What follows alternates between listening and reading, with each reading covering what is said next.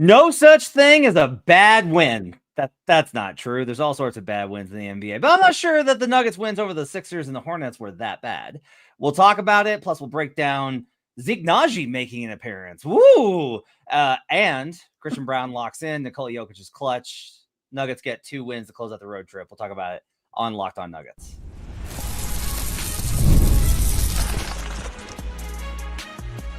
You are Locked On Nuggets, your daily Denver Nuggets podcast. Part of the Locked On Podcast Network, your team every day.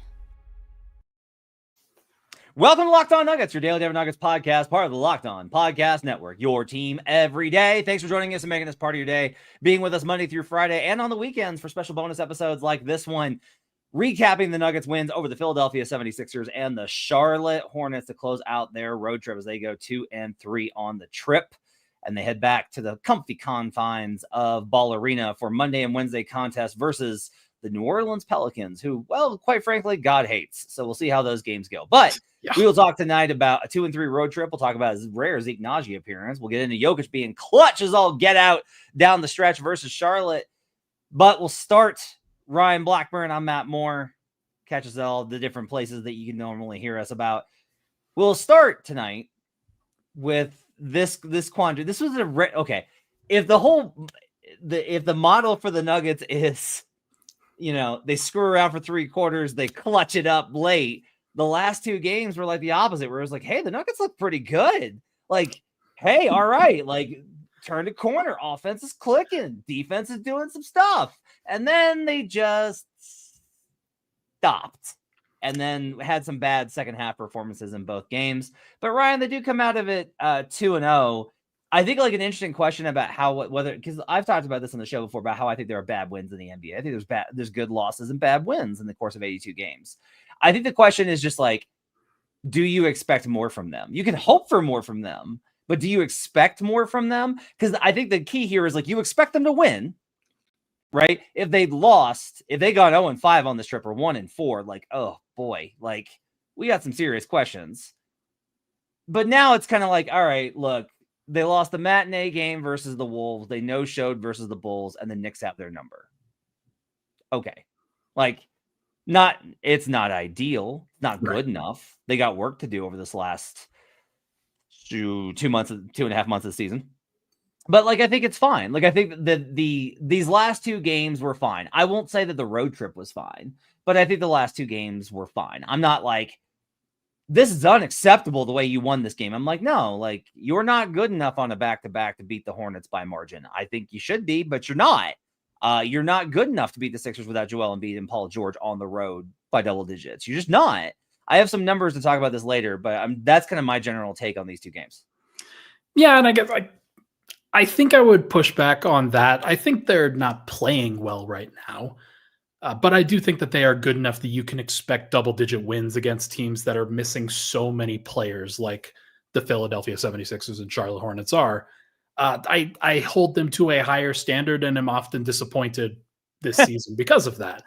Was that their fault or yours? I don't know. At this point, I'm that like surely they can't keep disappointing me again. Like that's the general feel. But no, I think I wrote about it in the article this evening. Yes, 1,000-foot view, 2-3 record on a 5-game road trip, not bad. Could have been worse. Absolutely, you just have to be above that.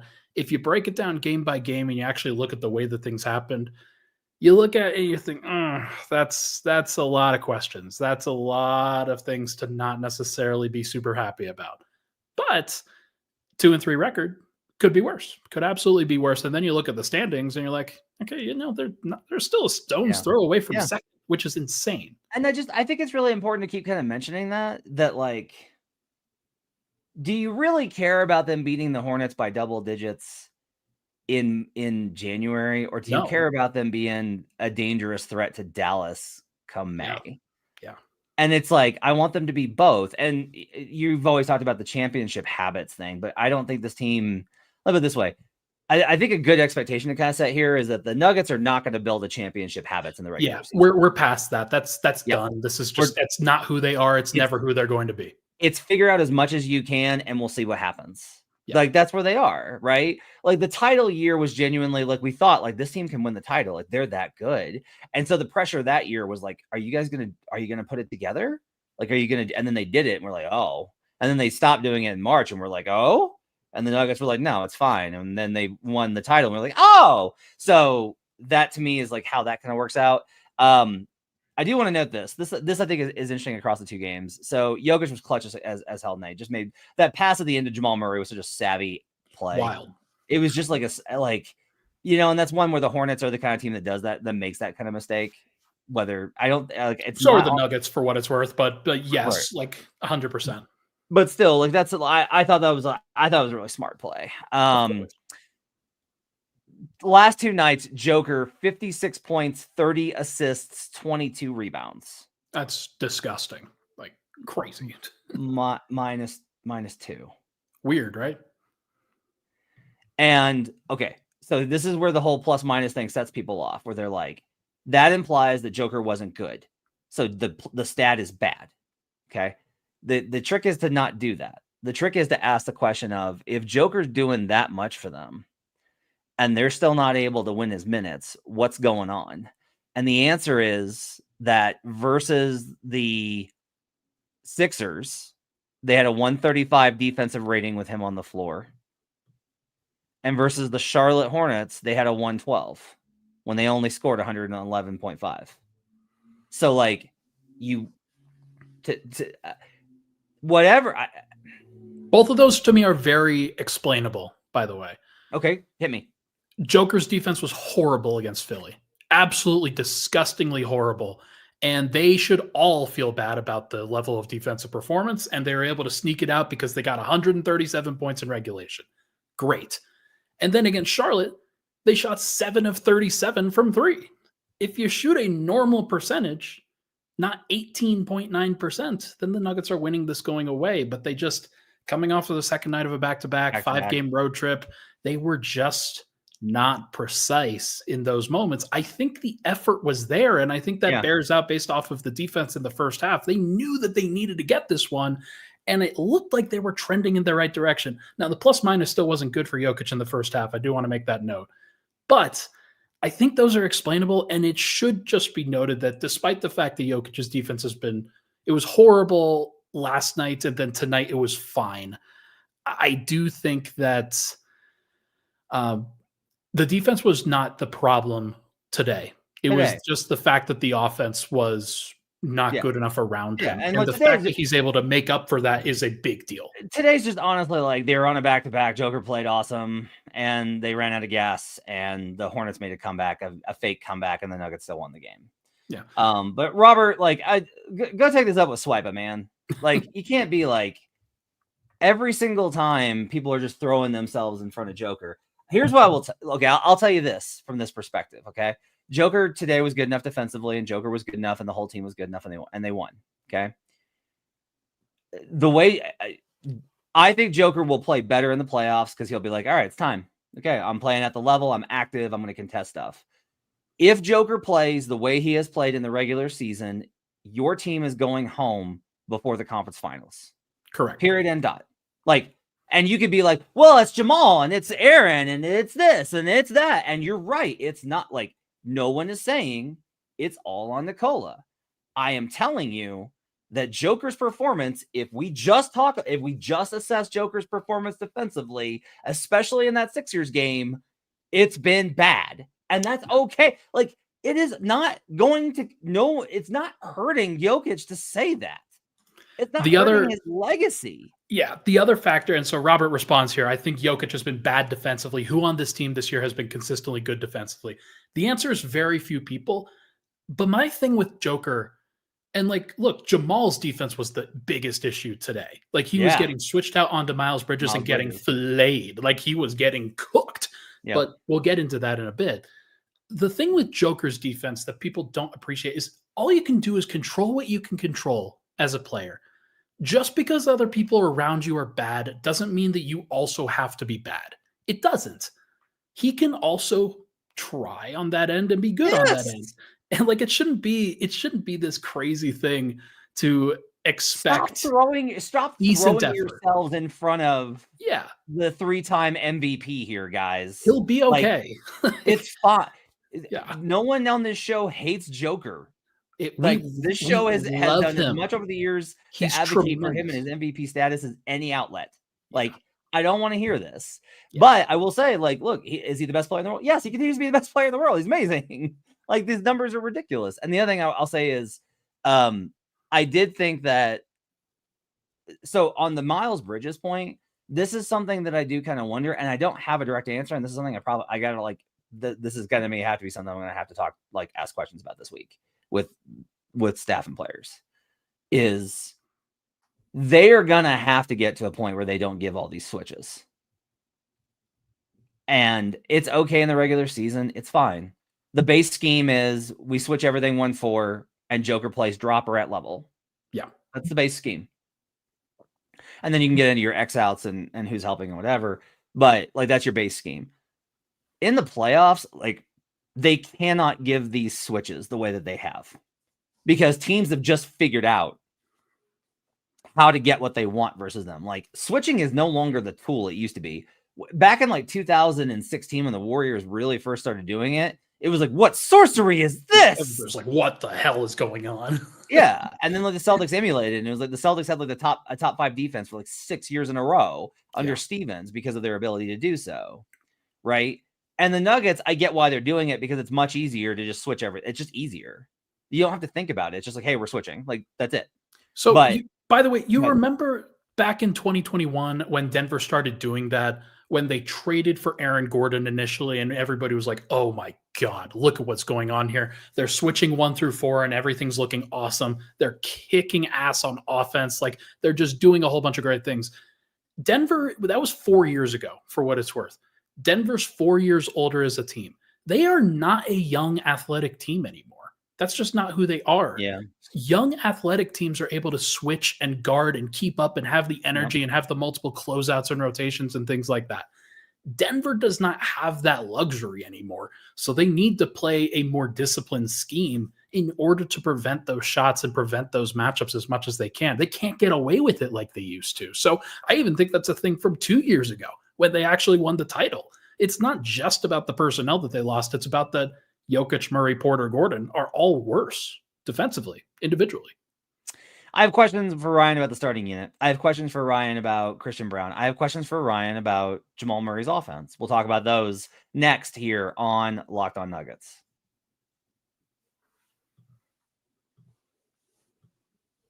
Super Bowl 59 is here. 1 game, 2 teams, endless possibilities. There's no better way to make every play more exciting than with FanDuel Sportsbook. Whether it's predicting the first touchdown, calling the MVP, or even betting on the coin toss, FanDuel makes it easy to get in on the action. With live betting all game long, you can adjust your bets as the game unfolds and feel the thrill from kickoff to the final whistle. The live betting feature lets you stay involved no matter what happens on the field, and the app is super easy to navigate. Plus, knowing that you can place a $5 bet and potentially win $200 in bonus bets for the Super Bowl, that's the icing on the cake.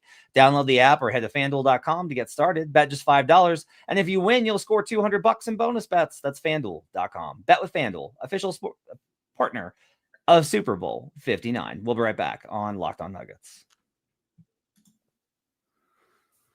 Back here on Locked On Nuggets. Thanks for joining us and making us party today. Appreciate you guys being with us. So, let's give a very healthy shout out to Christian Braun tonight.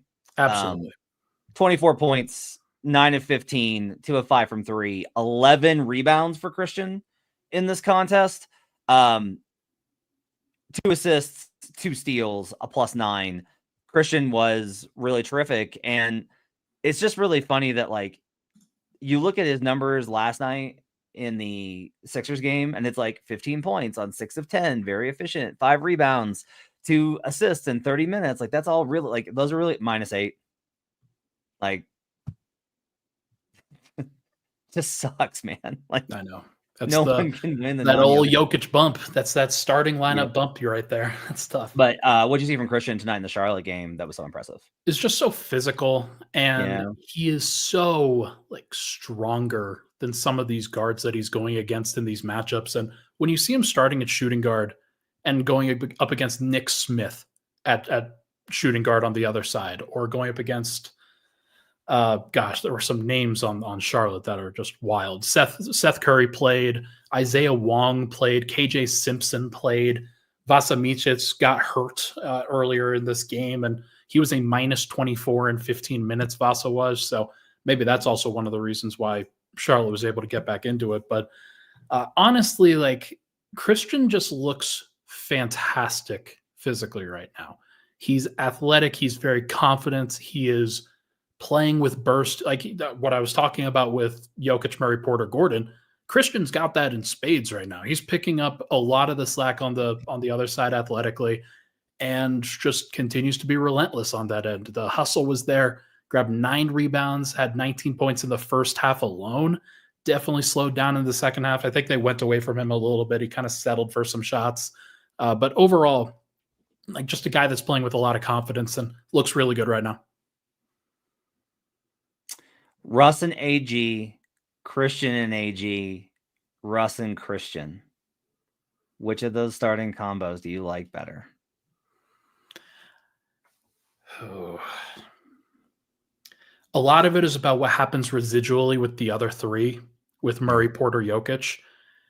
I think that I still like the initial starting lineup that they have. Jamal, Christian, Mike, AG, Jokic. I think the biggest advantage that the Nuggets have right now as a team is their size and their physicality.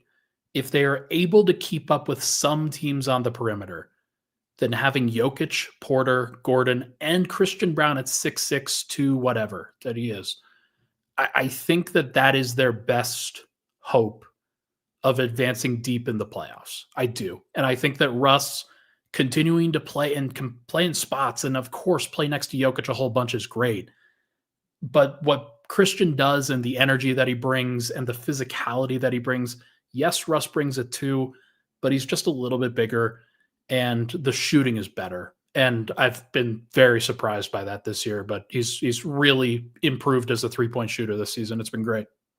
I don't think I've owned this enough, so I need to make this one really clear.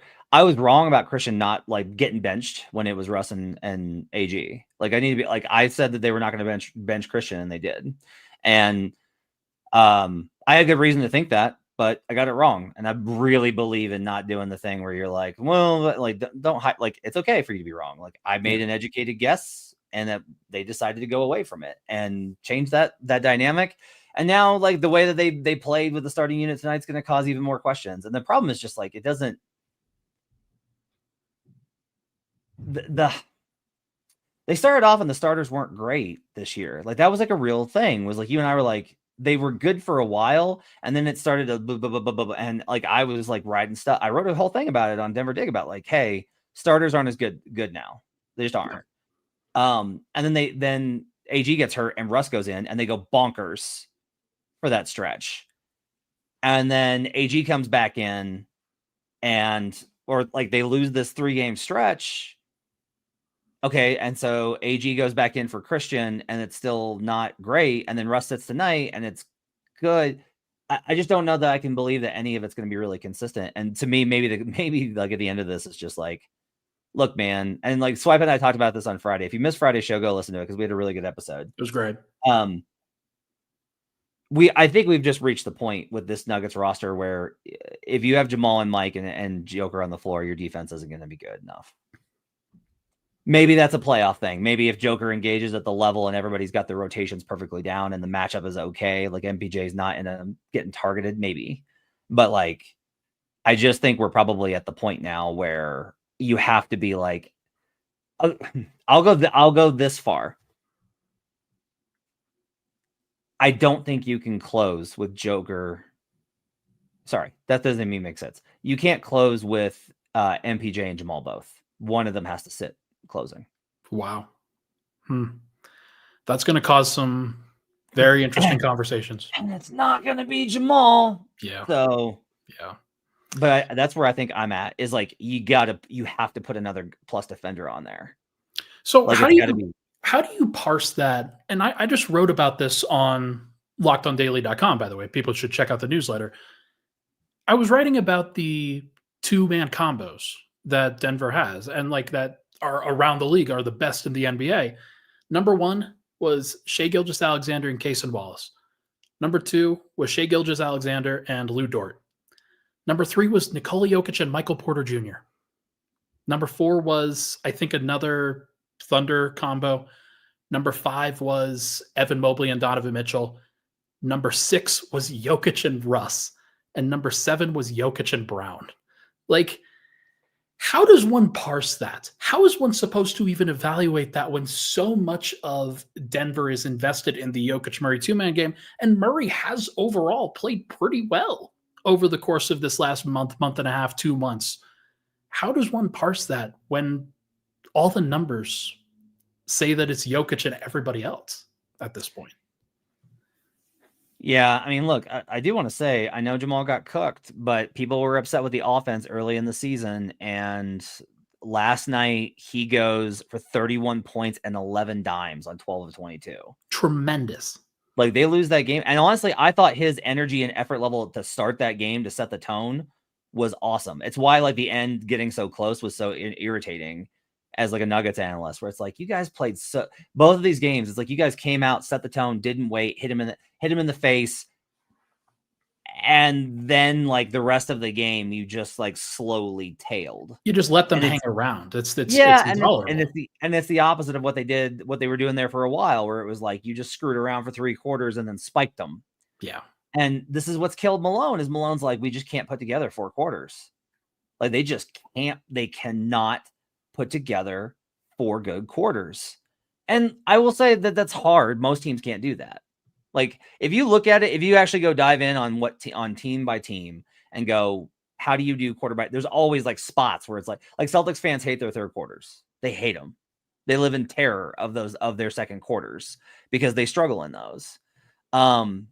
The other thing I think I would say is that I would want to look at the splits for those Jokic combos and where they happen. So do they have, is it across the board the same?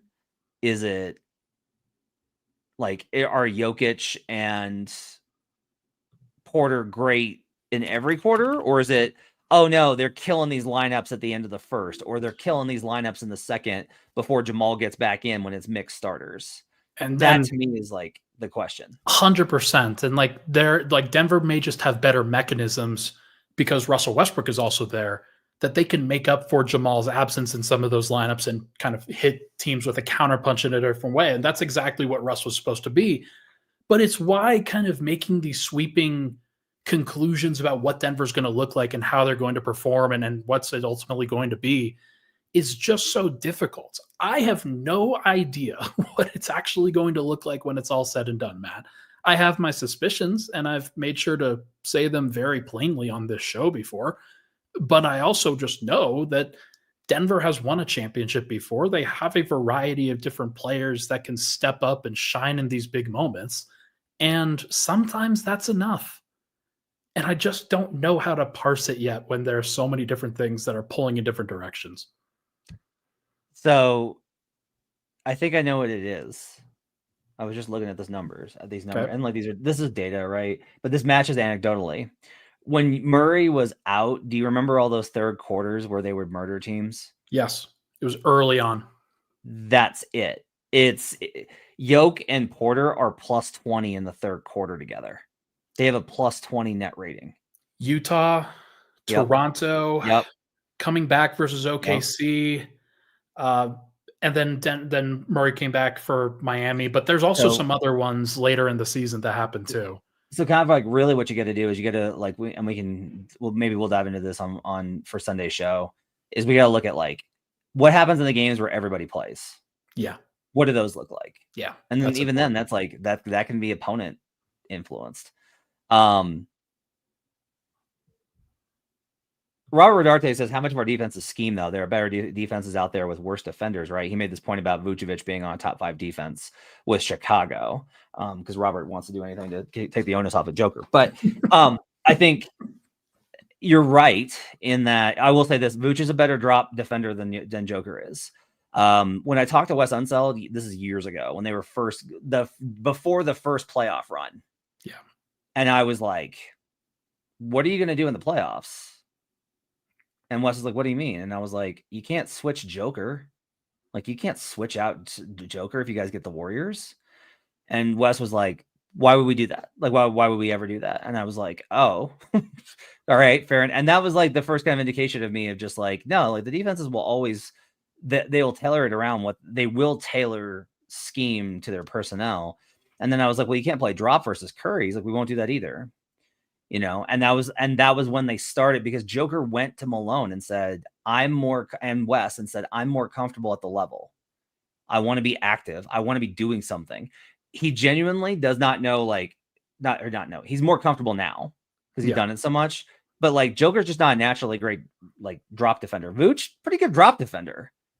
Nurkic, actually a pretty good drop defender, even though he's now unplayable in Phoenix because they don't want to play drop anymore. Yeah. That's like a good example of this kind of dynamic.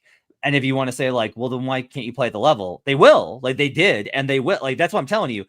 The Nuggets are playing a scheme that is not Nikola Jokic's best because it saves his energy, because the dude is putting in more effort offensively than maybe any player not effort. I won't say that, because there have been some guys that had to absolutely put their teams on their back. But like Joker's putting out more production than anybody else. Sure. He leads the league in touches.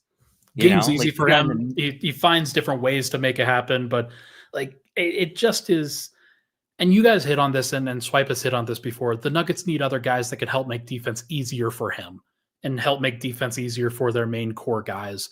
Yes, there has to be buy-in, and there has to be more from Joker. There has to be more from Jamal. There has to be more from Mike and Julian and guys like that. But overall, it just like the overall attention to detail and the level of execution and the effort has to be higher.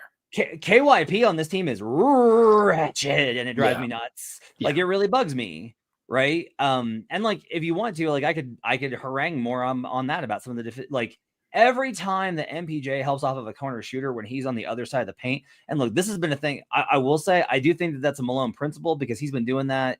That's been happening with the Nuggets, and I've been complaining about it for 10 years. Yeah. That man hates giving up the paint, and then he's now has to figure out how to hate giving up threes more. Yes. He just has to.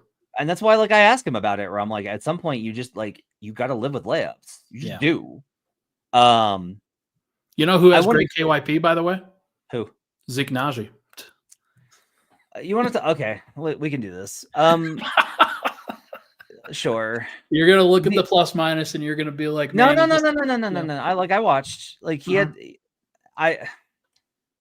Look, I'm not even this. Here's the thing. I turned a corner on Zeke where 2 years ago he was actually playing with effort and intensity, and he got to be. It was like, what's Zeke good at? And the answer was getting offensive rebounds and drawing fouls on them. That was the one thing that I could be like, Zeke's good at that.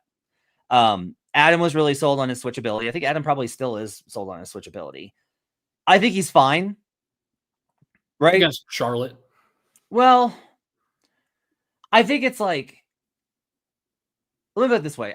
It's not just Charlotte. I would tell you, like, he's not going to be worse in switch coverage than Aaron's going to be on Anthony Edwards. Do you know why?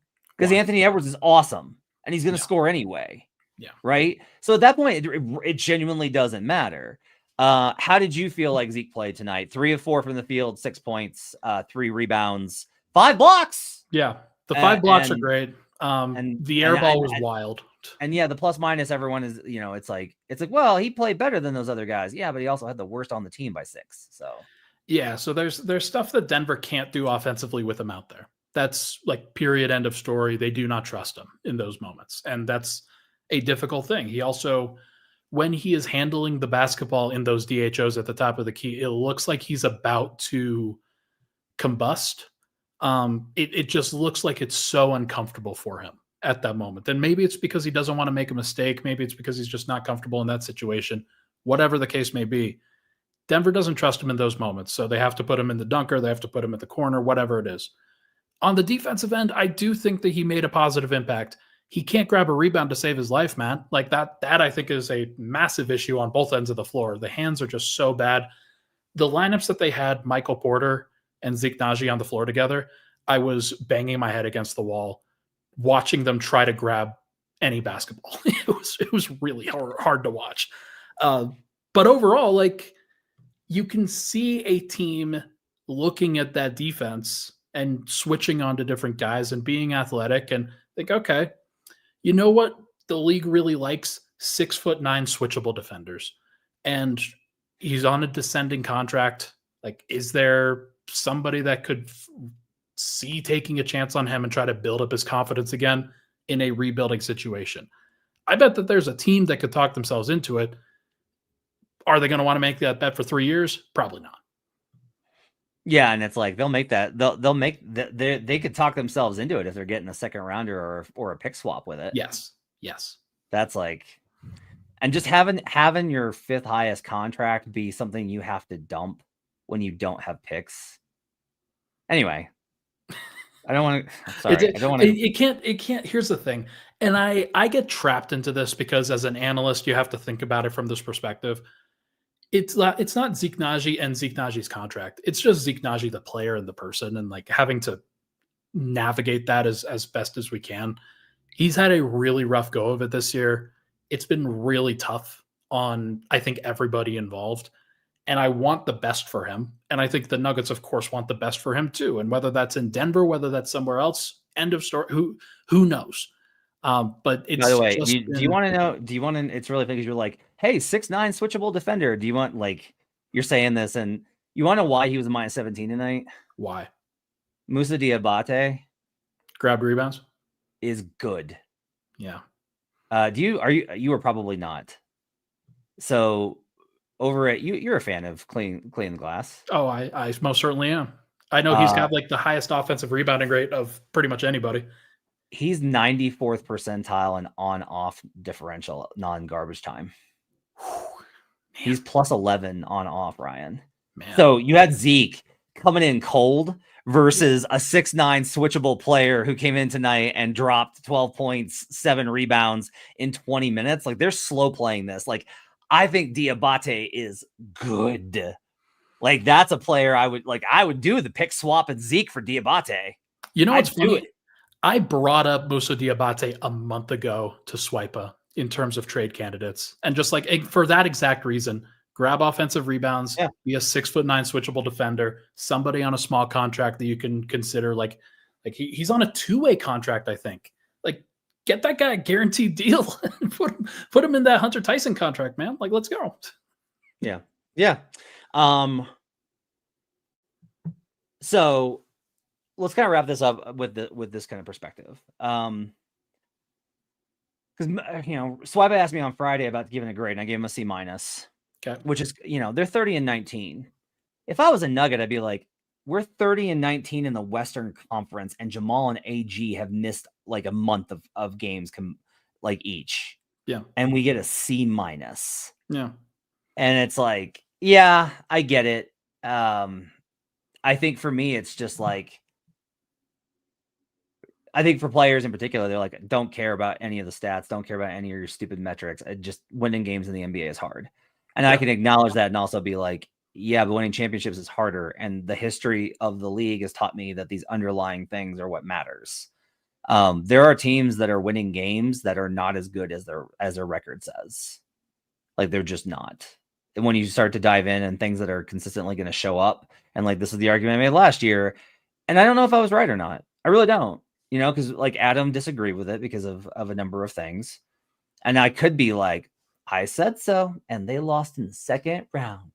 And that would be obnoxious and make me feel good. But the reality is, it's like, man, they blew a 20-point lead at home in game 7. They stormed back after being 0-2. If they don't absolutely defecate on the bed sheets to start that series, they wrap that thing up in 5 or 6, and then we're going, and then like whole history changes. Hold on. Yeah. You should check your notifications right now. What's happening? I just got a notification from Shams Charania. Breaking: the Dallas Mavericks are trading Luka Doncic, Maxi Kleber, and Markieff Morris to the Los Angeles Lakers for Anthony Davis, Max Christie. No, is this fake? It's fake. Did he get hacked? It's fact. That is not. No. This is it's from Shams. This is from his account. 2.5 million. No. Come on now. There's no way This is No. real. No. There's no way. This is a generational hack. Holy cow. No, it's got to be a hack. That has to be. Has to be a hack. There's no chance. There is a 0% chance. God, I can't believe they got Shams too. I don't even know what I would do if this was actually the thing. Man. It's from the account though. He's right. Yeah, like 2.5 mil, man. Like Tyrese Halliburton tweeted, Shams got hacked. Yeah. Holy cow. There is 0 chance. And everyone's freaking out about it. But honestly, how funny would that be? I mean, do you want to deal with Luka on the Lakers for the next decade? No, absolutely not. Sorry to waylay us, but that is a moment. You terrified me. Terrified me. Holy cow! Like, because like I thought that's the nightmare for every Nuggets fan, right? Like, you're just so happy if you're a Nuggets fan right now that the Lakers are falling off. There's really no future, no hope. They don't have any. They're saving their picks because they know that they don't have hope. And then you just magically put Luka Doncic on their team. Oh man. Everyone's freaking out. Oh my God. Man. If this is not real, then whatever. It has to be. If it isn't, yeah, I mean, it's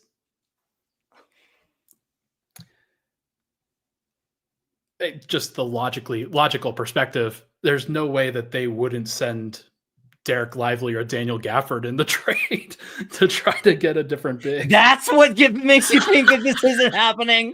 You are broken brained, kid. Oh my God. Okay. Let's wrap up after that. That's gonna cause me to go over again. I'm gonna get so many mean text messages from Nick Angstadt. So I do want to kind of comment on this. Okay. The Nugget, we're gonna pretend that he got hacked for now. That is good content though. The Nuggets are 15-5 versus teams below 500. The Thunder are 18-1. The Rockets are 13-4. The Grizzlies are 19-3. The Lakers are 15-4. The Nuggets are 15-5. Clippers 16-3. So the Nuggets are at the bottom of the top 6 in terms of losses to teams under 500, but they're still 15-5. You want to get out of the season with fewer than 10 losses in the Western Conference to teams under 500. That's the kind of lesson.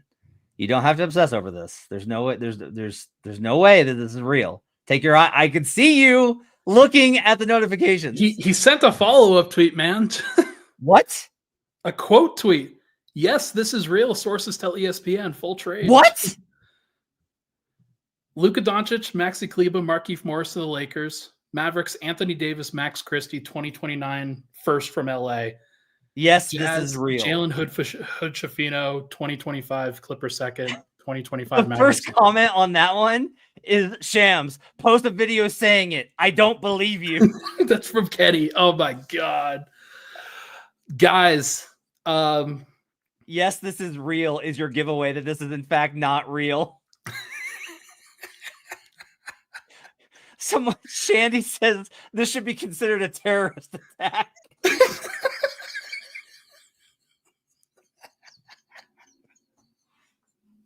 I'm waiting for any other reporter.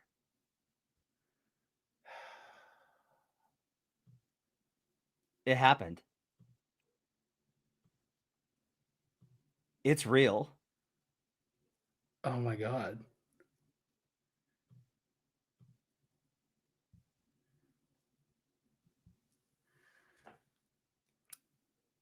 He traded.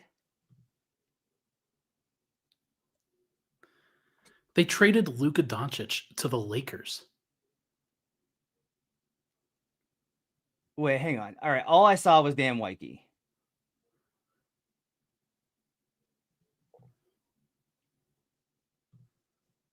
Maybe Dan got hacked too.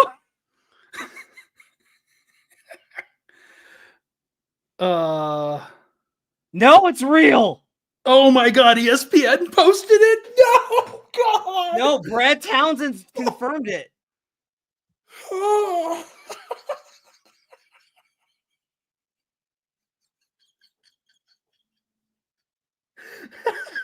ESPN tweeted it.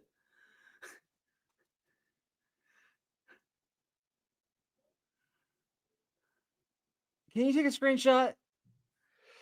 Yeah, let's just pull this bad boy up and try to get a little screenshot here. Jesus. Why? Why would they do that?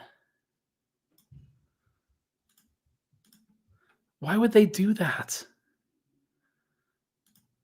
I'm going to put it on the screen. Right in the middle of us.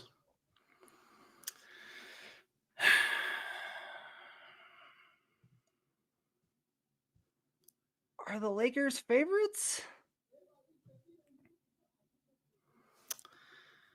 Oh my God. I can't even. How does one process that, Matt? How can you even ask me that question? Oh my God. Can I just for a second? Yeah. I mean, I know what you're going to do. Finally, LeBron realized how much of a bum his second was and got the real help he needs to win the title. Finally. Oh my God. What? The Mavericks should be ashamed. Are the Mavericks like gonna just like waive Anthony Davis because they know the stock market's about to crash with tariffs, and so they're just like they're getting rid of all the money? Like what? What is you wrong? You traded Luka Doncic? Luka Doncic. Are you kidding me? Like, this is what, Matt, this is why I hate the NBA. This is why it's fair for Nuggets fans to hate the NBA.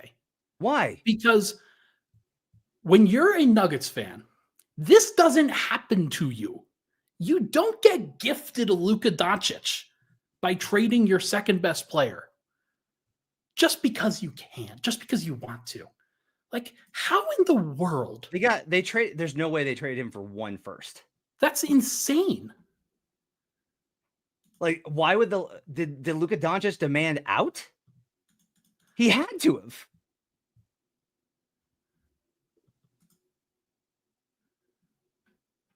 Will someone call Shams and just check that it's him? Is he being held hostage by like Rob Pelinka or whoever? It's like,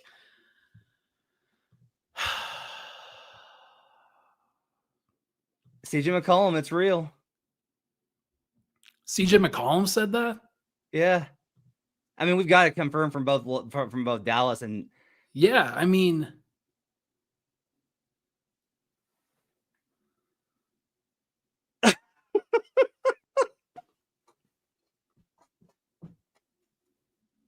They traded Anthony Davis's overrated, can't pull anything up, about to have the wheels fall off ass for Luka Doncic, and the Lakers are set for the next decade. LeBron's going to retire, and they're going to have a clean cap.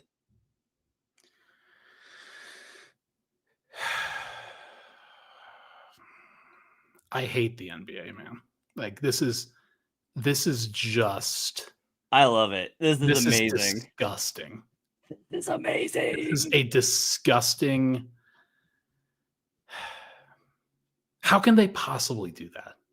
The Mavericks must have been like paid off in crypto for the next 27 years. Shams must have, not Shams, Mark Cuban must have accepted like 1 million Bitcoin for this. Cuban's not even around anymore. Who the hell did this then? Nico Harrison? Who decided this was a good idea? Luka had to have asked out, man. I guess, but why? the timing of this is so off. They just went to the finals. He's been out for a month. What is going on?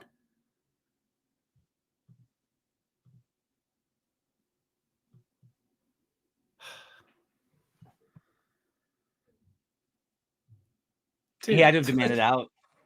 What?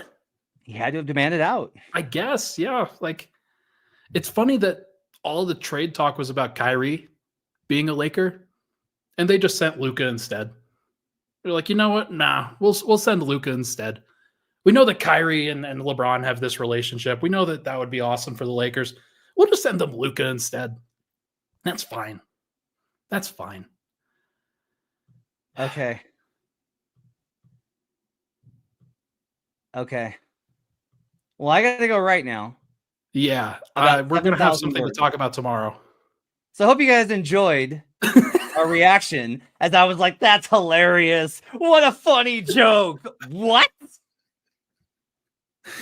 We'll have more reaction to this after the dust settles tomorrow. We'll catch you for No Jinx tomorrow night at 10. I will try and get Ryan to climb off the ledge here. We'll talk about more about this. Plus, we'll set the week for the Nuggets versus the Pelicans and whoever the hell else they're playing. Anthony Davis is a Maverick and Luka Doncic is a Laker. We'll talk to you guys again next time here on Locked On Nuggets. What in the hell? What was that?